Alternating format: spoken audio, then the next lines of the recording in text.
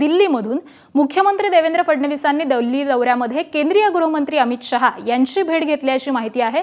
जवळपास तासभर ही बैठक झाली। या बैठकीमध्ये राष्ट्रवादीच्या विलीनीकरणाबाबत चर्चा झाल्याची सूत्रांची माहिती आहे। नव्या संघटनात्मक रचनेवरती दोन्ही नेत्यांची चर्चा झाल्याची सूत्रांकडून माहिती कळतेय।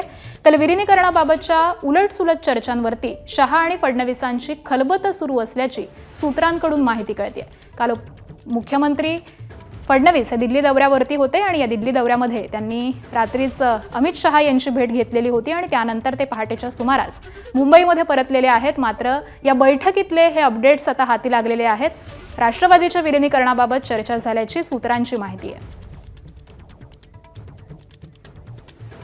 आणि या बैठकीसंदर्भातले आपण अपडेट्स जाणून घेऊयात। आमचे प्रतिनिधी सोमेश कोलगे सध्या आपल्या सोबत आहेत। सोमेश, मुख्यमंत्री देवेंद्र फडणवीस आणि केंद्रीय गृहमंत्री अमित शहा यांच्या या बैठकीमध्ये नेमकं काय घडलेलं आहे?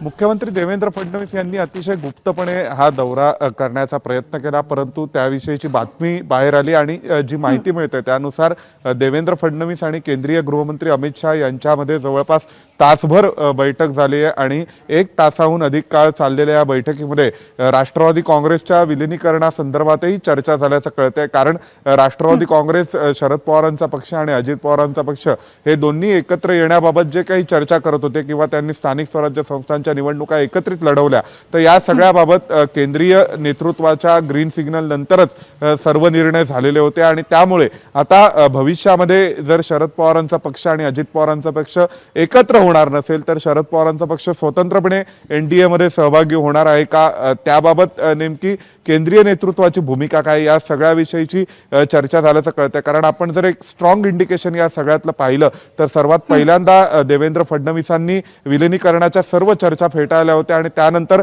शरद पवारांनी असं म्हटलं की देवेंद्र फडणवीस या सगळ्या चर्चेतच नव्हते, तर त्यांना याविषयी काय माहीत असेल। आणि त्यानंतर अद्यापपर्यंत या क्षणापर्यंत भारतीय जनता पक्षाने शरद पवारांचा दावा खोडून काढलेला नाही किंवा शरद पवारांच्या वक्तव्याला कुठल्याही प्रकारचं उत्तरही दिलेलं नाहीये। त्यामुळे शरद पवार हे दिल्ली सोबत कम्युनिकेशन मध्ये होते का आणि शरद पवार, केंद्रीय नेतृत्व आणि अजित पवार अशी ही चर्चा सुरू होती का, किंवा केंद्रीय नेतृत्व देवेंद्र फडणवीस, अजित पवार आणि त्यानंतर अजित पवार आणि शरद पवार अशी ही चर्चा झालेली आहे का, असे असंख्य कंगोरे या चर्चा अत्यंत महत्त्वाची अशी ठरणार आहे। आगामी काळामध्ये याचे पडसाद कसे पडतात हे पाहणं महत्त्वाचं असेल। धन्यवाद सोमेश या सगळ्या सविस्तर माहितीसाठी। एबीपी माझा, उघडा डोळे बघा नीट।